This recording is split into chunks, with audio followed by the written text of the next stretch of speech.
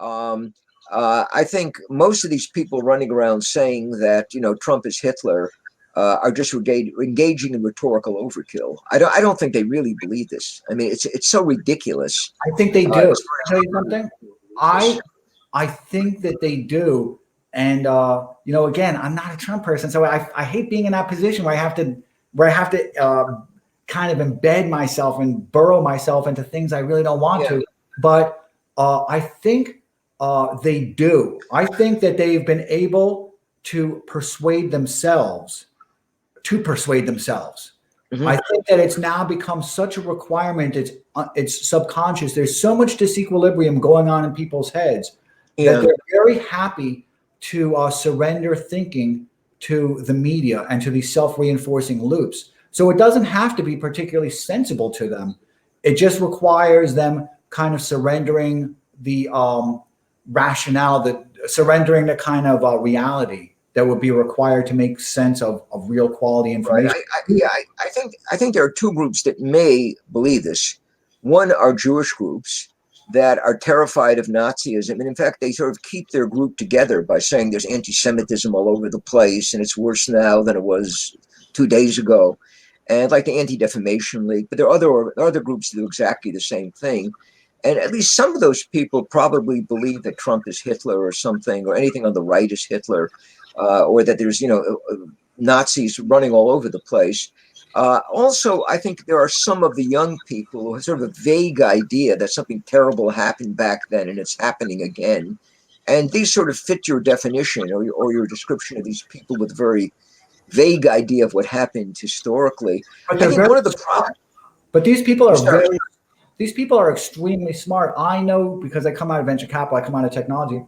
Yeah. I know some really smart people, but I think of them as very horizontal intelligence. And the way I think of these people, and it's important to understand, is that I think of them as operating within an assembly line. And I think of them as operating a station on an assembly line. It's what they do professionally as developers and everything else, but it's also what they do in their own life and the way their minds have now been behaviorally conditioned to think and reprogrammed.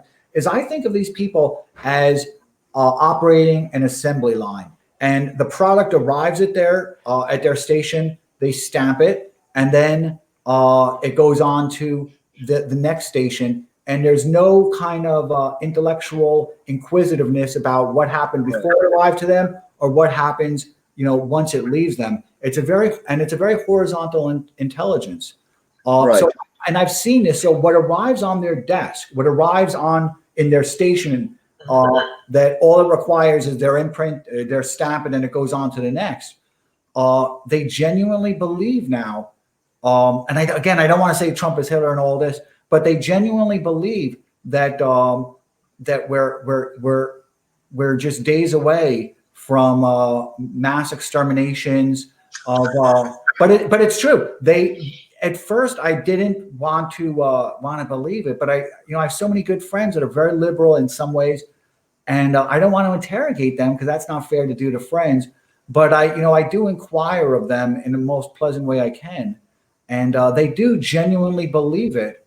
They've persuaded themselves somewhat. They've surrendered their thinking. But what's arrived at their station, right, is that we're days away from mass exterminations of immigrants arriving here in camps.